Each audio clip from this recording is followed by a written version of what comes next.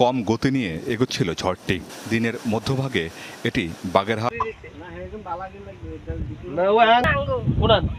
ব্যাপক বৃষ্টি ঝরায়। ঝড়ে ভেঙেছে বসতঘর,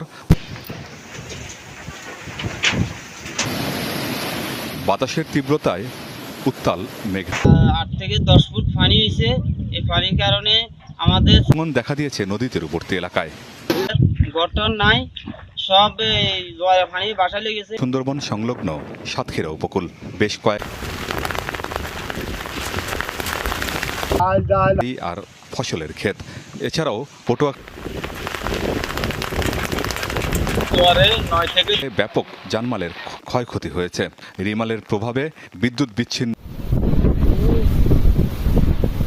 সাইক্লোন রিমালের আঘাতে পটুয়াখালী ও সাতক্ষীরায় পানিতে ডুবে প্রাণ গেছে দুর্গতদের।